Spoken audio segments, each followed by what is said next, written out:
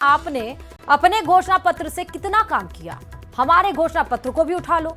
जितना काम 1.5 साल में भजन लाल जी ने किया, क्या उतना काम आपने अपने समय में किया था? अगर नहीं किया तो फिर उन्हें बोलना नहीं चाहिए। काम नहीं करने के कारण ही जनता ने उनकी सरकार को हटा दिया। अपनी हताशा मिटाने के लिए वो इस तरह से बयान दे रहे हैं।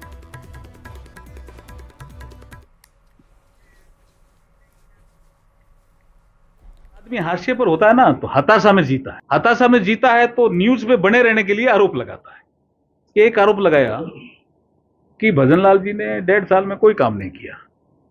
मैं भी अशोक गहलोत साहब को पूछना चाहता हूं कि आप अपना घोषणा पत्र, जिसको मैनिफेस्टो कहते हो आप, जो 5 साल आप पीछे मुख्यमंत्री रहे, उठा लो। 1.5 साल में उस घोषणा पत्र का कितना काम हुआ?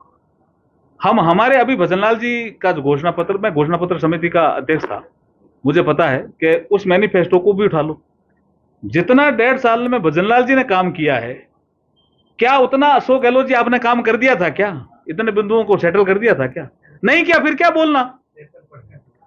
नहीं किया तभी तो हटे वो। जनता ने उनको इसीलिए तो नकार दिया। लेकिन आज वो पता नहीं क्यों ऐसे आरोप लगा रहे। मुझे लगता है कि बहुत हाशिए पर आ गए हैं अशोक गहलोत। कृषि मंत्री किरोड़ीलाल मीणा के एक्शन के बाद भरतपुर में कृषि विभाग लगातार खाद बीज विक्रेताओं के ठिकानों पर छापेमारी कर सैंपल भर रही है, लेकिन उसके बावजूद भी कई जगह खाद बीज विक्रेता नकली माल बेच रहे हैं, जिससे किसान परेशान है। कृषि विभाग के बीज निरीक्षक रूपेंद्र सिंह मीणा ने बताया कि अभी तक भरतपुर जिले में 125 से अधिक नमूने लिए जा चुके हैं, जिनकी रिपोर्ट आना बाकी है। रिपोर्ट आने के बाद कार्रवाई की जाएगी। कृषि विभाग के अधिकारियों के द्वारा पेस्टिसाइड, फर्टिलाइजर और बी के नमूने भी लिए गए हैं, जिन्हें अलग अलग लैब में भेजा गया है। दरअसल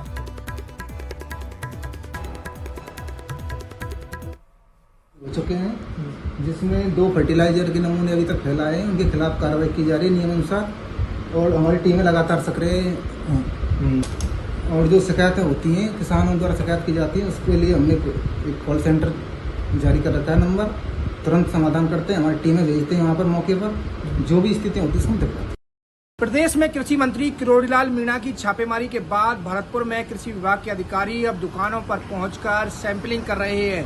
सबसे ज्यादा जो ट्रेडर्स हैं उनकी दुकानों पर पहुंचकर के सैंपलिंग की जा रही है और जो नमूने लिए जा रहे हैं। अब तक करीब 125 के लगभग नमूने एग्रीकल्चर विभाग के जो अधिकारी हैं उन्होंने लिए हैं। और आप देखिए कि इस तरह जो ये खाद बीज की दुकानें हैं, यहाँ पर इनके द्वारा ये जो सामान बेचा जाता है, इसके नमूने लिए जाते हैं। नमूने लेकर के लैब में भेजा जाता है और किस तरह की जो क्वालिटी आती है, नमूने किस तरह के रहते हैं, उसके बाद में जो कार्रवाई है एग्रीकल्चर की वो रहती है। लेकिन जिस तरह से किरोड़ीलाल मीणा द्वारा लगातार प्रदेश भर में छापेमारी की जा रही है, उसके बाद यहाँ अब जो कृषि विभाग है वो पूरी तरह से अलर्ट मोड पर नजर आ रहा है। कृषि विभाग के अधिकारियों का कहना है कि पूरी तरह से सतर्कता बरती जा रही है। जो भी खाद बीज व्यापारी हैं जो काम कर रहे हैं, चाहे वो सीड का हो या फिर फर्टिलाइजर का हो, चाहे पेस्टिसाइड का हो, उनके नमूने लिए जा रहे हैं। नमूने लेकर के लैब भेजा जा रहा है। अगर कोई खामी होगी तो दुकानदारों के खिलाफ कार्रवाई की जाएगी। कैमरा पर्सन मनोज के साथ दीपक पुरी, न्यूज 18 भरतपुर। और चलिए आपको सीधे जोधपुर लेकर चलते हैं। मुख्यमंत्री भजनलाल शर्मा क्या कुछ बोल रहे हैं वो सुनाते हैं। पंडित दीनदयाल उपाध्याय मंच पर विराजमान सभी नेतागण, मेरे सामने बैठे ग्राम पंचायत और उनके ओर पास से आए सभी मेरे पूजा योग बुजुर्गों, नौजवान दोस्तों और इतनी बड़ी संख्या में मेरी माता बहनों, सबसे पहले तो मैं आप सभी का वंदन करता हूँ, अभिनंदन करता हूँ। आप सभी को मैं प्रणाम करता हूँ। आपने देखा है कि हमारा पंडित दीनदयाल उपाध्याय अंत्योदय संबल पखवाड़ा ये 24 जून से प्रारंभ हुआ है। इस संबल पखवाड़े का उद्देश्य क्या है? क्योंकि गांव में जो परेशानियां होती हैं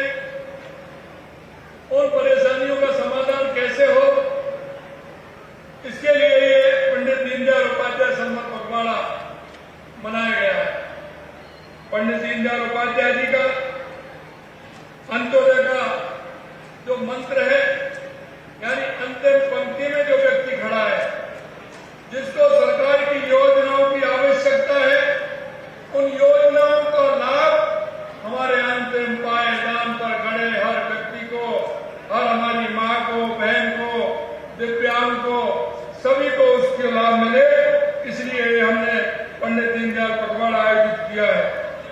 आप इसमें आए, आप सभी का मैं स्वागत करता हूं, अभिनंदन करता हूं।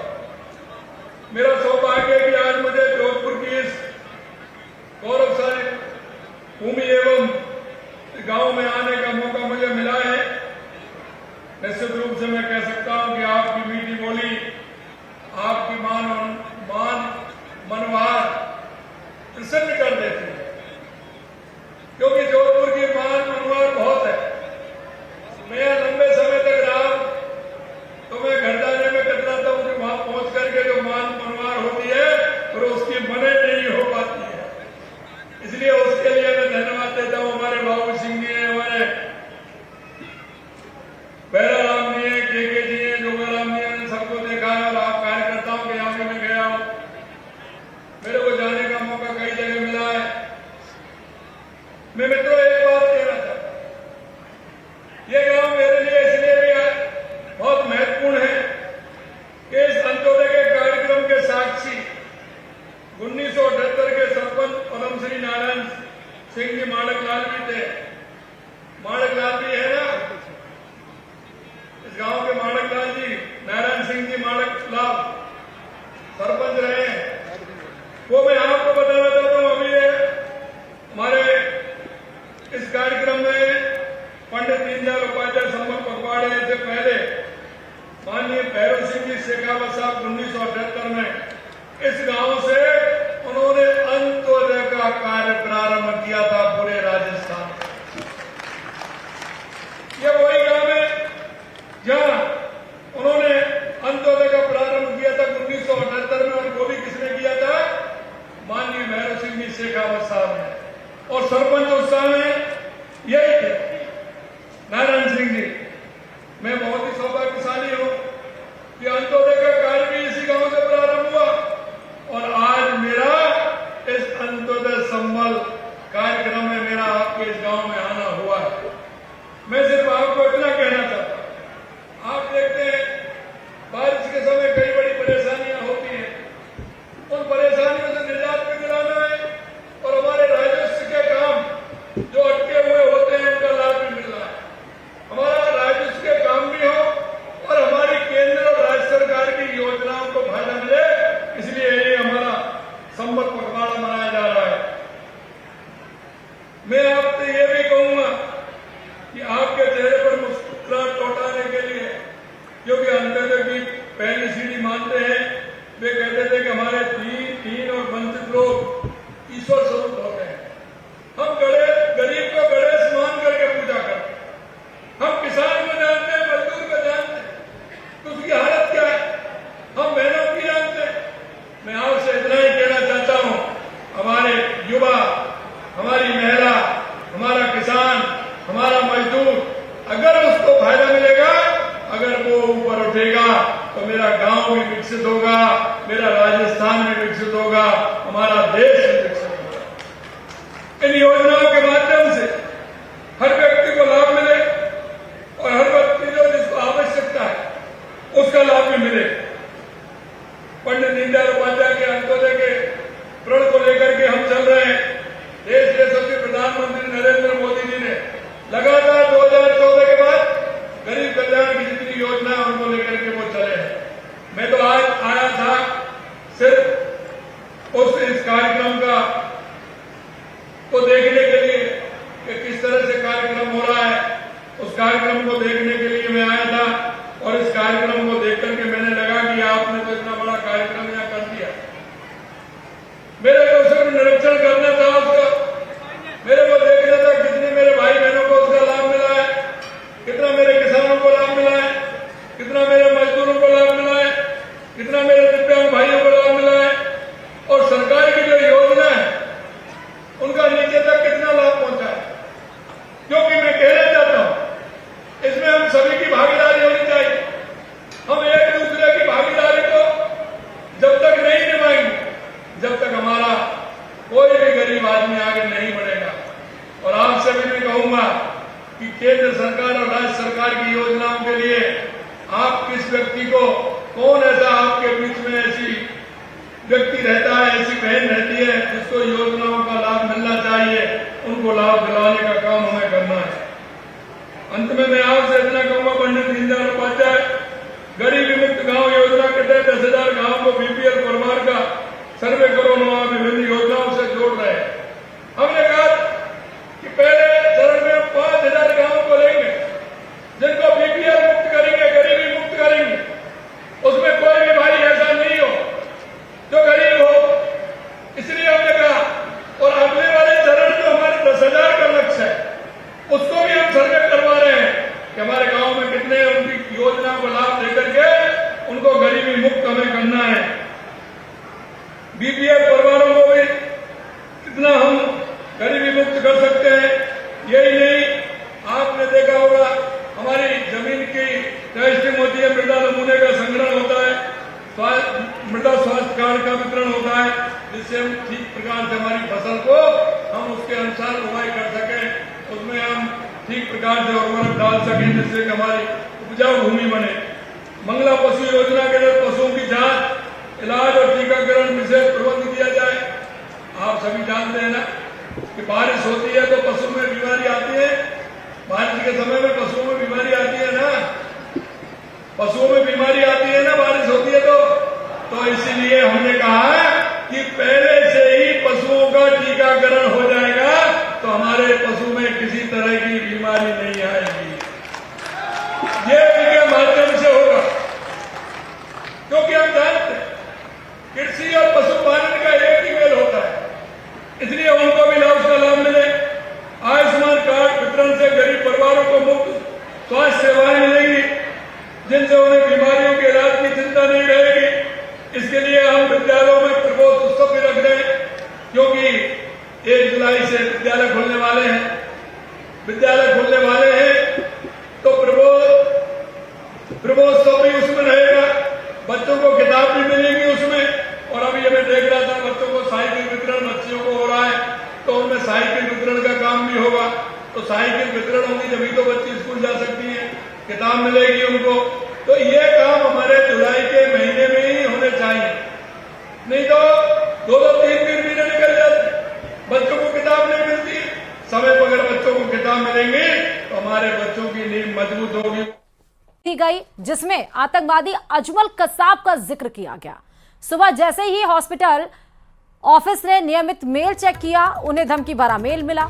मेल की सूचना मिलते ही सदर थाना पुलिस, बम निरोधक दस्ता, डॉग स्क्वाड की टीम मौके पर पहुंच गई। सुरक्षा के मद्देनजर अस्पताल परिसर को तुरंत खाली करवाया गया और सर्च ऑपरेशन शुरू किया गया।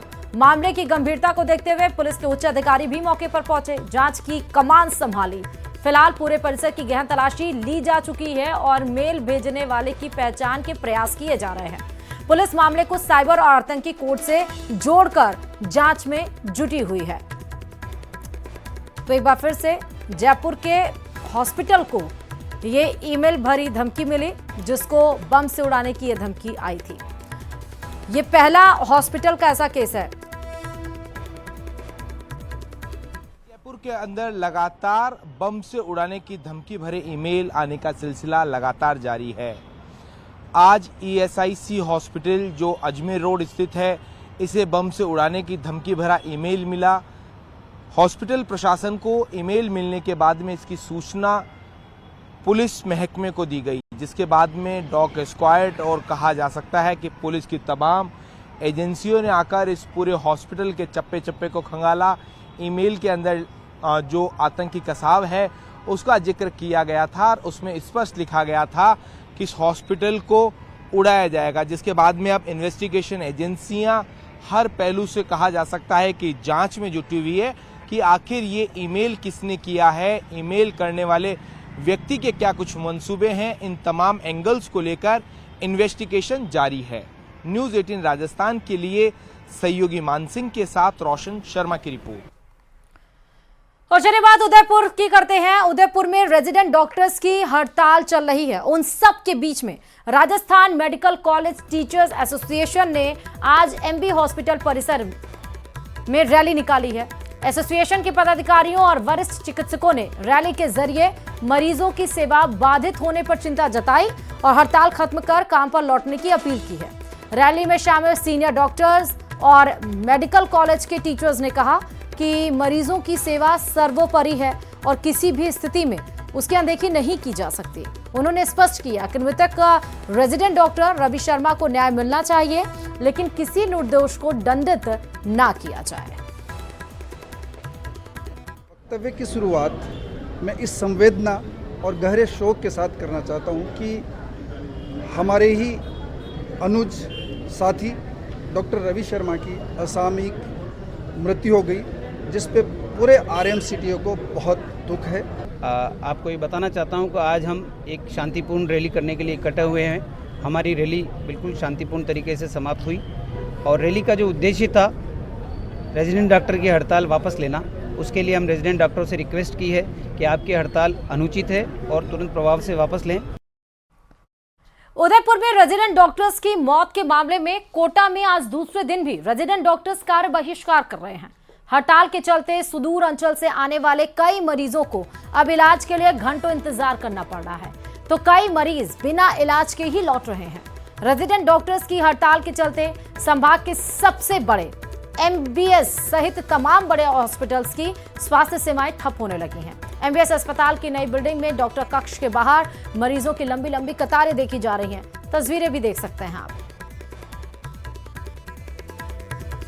उदयपुर में रेजिडेंट डॉक्टर की मौत के मामले में कोटा में भी रेजिडेंट डॉक्टर संपूर्ण कार्य बहिष्कार पर हैं। संभाग के सबसे बड़े MBS अस्पताल की न्यू बिल्डिंग में हम पहुंचे हैं, जहां दिखा रहे हैं रेजिडेंट डॉक्टर की हड़ताल है। क्या बहुत लंबी लाइन है, यहाँ पर लोग परेशान हो रहे हैं। यहाँ पर टाइम से भी लंबी लाइन लगानी पड़ रही है, बहुत ही खराब हालत है। क्योंकि रेजिडेंट डॉक्टर संपूर्ण कार्य बहिष्कार पर है, जिनके चलते जो है सीनियर डॉक्टर हैं वो ड्यूटी जरूर संभाल रहे हैं, लेकिन आप देख सकते हैं सीनियर डॉक्टर हालांकि जो है व्यवस्था तो संभाल रहे हैं, लेकिन ये व्यवस्था भी फिलहाल पर्याप्त नहीं कही जा सकती। फिलहाल संभाग के सबसे बड़े MBS अस्पताल ही नहीं बल्कि तमाम बड़े अस्पतालों में मरीजों और उनके परिजनों की लंबी लंबी कतारें देखी जा सकती हैं और उनको भारी परेशानियों का सामना करना पड़ रहा है। फिलहाल रेजिडेंट डॉक्टर ड्यूटी पर आने के लिए तैयार नहीं है और अपनी मांगों को लेकर लगातार आंदोलन कर रहे हैं। रेजिडेंट डॉक्टर्स का कहना है कि जब तक उदयपुर में रेजिडेंट डॉक्टर की मौत के मामले में उनकी मांगे नहीं मानी जाएगी, न्याय नहीं मिलेगा, तब तक वो इसी तरह आंदोलन की राह पर हैं। MBS नहीं बल्कि न्यू मेडिकल कॉलेज अस्पताल, JK लोन सहित तमाम बड़े अस्पतालों में 500 से अधिक रेजिडेंट डॉक्टर आज संपूर्ण कार्य बहिष्कार पर है, जिनके चलते कई मरीजों को समय पर इलाज नहीं मिल पा रहा है, तो कई मरीज बिना इलाज के ही घर लौट पा रहे हैं। कोटा से न्यूज 18 आसाम के लिए ओम प्रकाश मारू।